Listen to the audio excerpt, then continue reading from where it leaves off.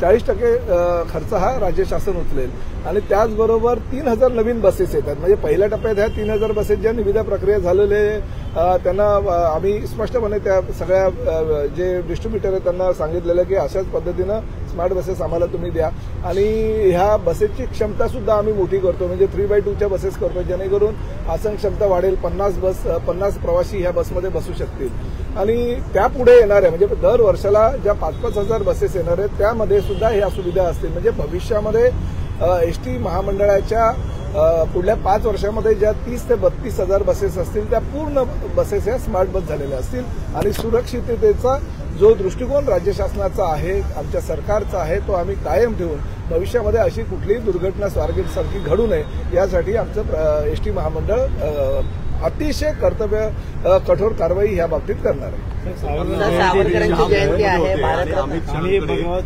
राजकारण केलं नाही. हे बघा मुंबई महापालिकेमध्ये 107 जागा मागितल्या की 100 मागितल्या की अजून 217 मागितल्या ह्याबाबत तुमच्या माध्यमातून आमच्या पर्यंत ह्या बातम्या सगळ्या येत आहेत परंतु तसं चर्चा अद्यापर्यंत काही सुरुवात झालेली नाही आणि जर झाली असेल तर ते आमच्या पक्षाचे मुख्य नेते म्हणून आदरणीय एकनाथ शिंदे साहेबांकडे आहे. आणि दुसरं असं आहे की निवडणुका कधी लागणार कधी त्याच्या तारखा अजून जाहीर झालेल्या नाही त्यामुळे चर्चा चालूच झाली नाही. स्वबळ लढायचं की युतीने लढायचं तिन्ही पक्षांनी एकत्रितपणे लढायचं ह्या बाबतीत सुद्धा काही निर्णय अजूनपर्यंत झालेले नाही. फक्त काही चॅनलच्या माध्यमातून आणि वृत्तपत्रांच्या माध्यमातून ह्या बातम्या आम्हाला ऐकायला येतात. परंतु निश्चितपणे शिंदे साहेबांनी आणि देवेंद्र फडणवीस साहेबांनी आणि अजितदादांनी घोषणाच केलेली आहे की भविष्यामध्ये ज्या निवडणुका होतील त्या आम्ही युतीच्या माध्यमातूनच लढू आणि भविष्यामध्ये अशा युतीच्या माध्यमातून लढण्याची कार्यकर्त्यांची सुद्धा भावना आहे. शेवटी अंतिम निर्णय हा पक्षाचे तिन्ही नेते एकत्र बसून घेतील. सावरकरांची जयंती आहे. भारतरत्न देण्याची मागणी शिवसेनेची होती. आज जयंती आहे. बघा शिवसेनेची मागणी सुरुवातीपासून होती. कदाचित तुम्हाला माहिती असेल सर्वप्रथम सभागृहामध्ये जर हा आवाज कोणी उचलला असेल ते ह्या कल्याण लोकसभा मतदारसंघाचे खासदार आदरणीय श्रीकांत शिंदे साहेब नंतर आमच्या ठाणे लोकसभेचे खासदार नरेशजी मस्के यांनी सभागृहामध्ये सातत्यानं स्वातंत्र्यवीर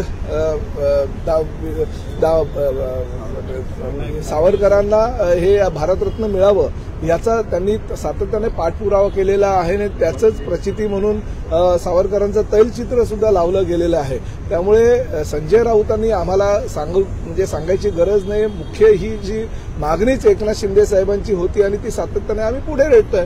पण आज ना उद्या हा महायुतीच्या सरकारच्या कार्यकाळामध्ये स्वातंत्र्यवीर सावरकरांना भारतरत्न मिळणार आहे त्याची आम्हाला खात्री आहे. खापर फोडण्यात आलेला आहे. आता जाऊ दे. आता साहेब येत आहेत. सर हिंदी स्मार्ट बस की सुरुवात आज से होने वाली किस तरीके से इसमें सुविधा जुड़ेगी?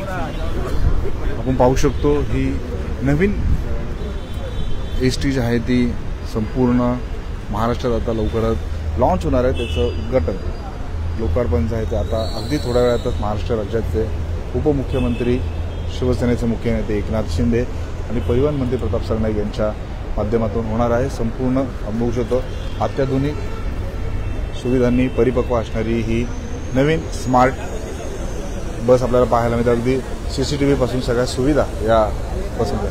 अध्यक्ष और परिवहन मंत्री होने के नाते जिस दिन हमारी स्वारगेट में दुर्घटना घटी थी, एक महिला के ऊपर अन्याय और अत्याचार हुआ था, उसी को देखते हुए आदरणीय मुख्यमंत्री श्री देवेंद्र जी फडणवीस, उप मुख्यमंत्री अजित दादा और हमारे पार्टी के प्रमुख उप मुख्यमंत्री आदरणीय एकनाथ शिंदे साहब ने ये निश्चित धोरण किया था कि किसी भी तरह हमारी जो बसेस है वो स्मार्ट बस होनी चाहिए. सीसीटीवी की यंत्रणा, जीपीएस यंत्रणा, उसी के साथ साथ अगर वाईफाई सुविधा मिलती है और बहुत सारी सुविधाएं जो एक्सीडेंट को रिलेटेड होते हैं. यानी अगर ड्राइवर दारू पी के आता है तो वो बस ही चालू नहीं हो जाएगी और अगर ड्राइवर को थोड़ा सा आंख बंद हो जाता है या वो मोबाइल पे बात करता है या वो अगर उसको नींद आती है तो ये पूरी घटना जो है वो कैमरे में कैद हो जाएगी और प्रवासियों को और हमारे जो यंत्रणा है उसके माध्यम से सभी लोगों को मालूम पड़ेगा तो नियंत्रण रख सकेंगे बस के ऊपर.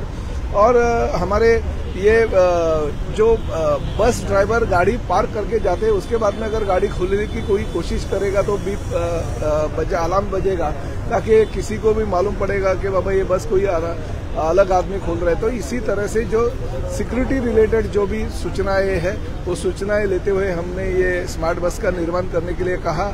हमारी जो पूरी बसें से 15,000 के आसपास है उसमें से 5,000 बसेस हम लोग अभी निर्माण कर रहे हैं ये स्मार्ट बस के माध्यम से, और भविष्य में हमारी जो 3,000 बसेस आने वाले हैं वो 3,000 बसेस भी हम स्मार्ट बस के में ही जो हमारे डिस्ट्रीब्यूटर है उनके पास से लेंगे। तो इस तरह से हमारी कुछ सालों के बाद में जो पूरी की पूरी एसटी महामंडल की बसेस है वो स्मार्ट बस में उसका रूपांतर किया जाएगा। सर अक्सर देखेगा बरसात में जो है लाइफलाइन के बाद फटका देता है तो एसटी या बेस्ट का सहारा लोग लेते हैं, लेकिन अनेक मरतबा बस में भी दिक्कत होती है। तो अगर देखिए दिक्कतें तो होती रहती है क्योंकि हमारे यहाँ पे देखिए अभी जो जून जुलाई में बरसने वाला बारिश है वो अभी मई महीने में आना चालू किया, तो ये दिक्कतें होती है। मगर हमारे प्रवासियों को ज़्यादा से ज़्यादा सुविधा कैसे मिलेगी, साथ ही में उनको वाईफाई की सुविधा के भी बस के अंदर कैसे उपलब्ध होगी, इसके लिए भी हमने ये स्मार्ट बस में सुविधा रखी है।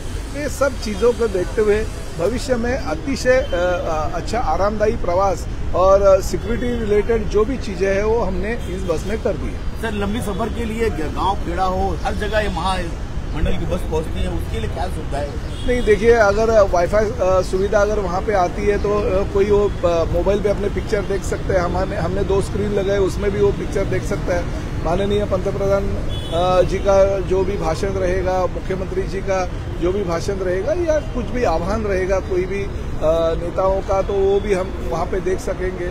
और सिक्योरिटी रिलेटेड तो सभी चीज़ें हमने जीपीएस यंत्रणा के माध्यम से वहाँ पे मालूम पड़ेगा ये बस कहाँ पे कौन से रूट से कहाँ पे पहुँचने वाली है, कितने टाइम में पहुँचने वाली है, वो भी हम जैसे एरोप्लेन में दिखाते हैं वो भी दिखाने वाले हैं। ऐसा दिखाया जाता है कि जो सिस्टम हो जाती है कि गाड़ी स्लो चलती है, जैसा सीट साई की गाड़ी के शिकायत आई कि बहुत धीरे चलती है।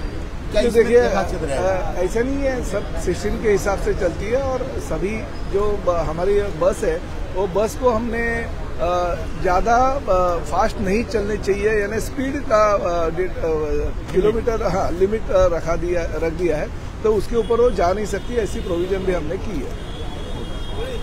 तर आपण पाहिले की स्मार्ट एसटी बस आपल्याला पाहायला मिळते आणि आज तिचं लोकार्पण होणार आहे आणि अत्याधुनिक सुविधा आणि परिपक्व असणारी ही बस असणार आहे आणि सीसीटीव्ही कॅमेरे, जीपीएस सोबतच वायफाय हे सगळे अत्याधुनिक यंत्रणा आपल्याला या एसटी मध्ये पाहायला मिळणार आहे। आणि आता अगदी थोड्या वेळातच या नवीन एसटी बसचं ई बसचं जे आहे ते लोकार्पण होणार आहे।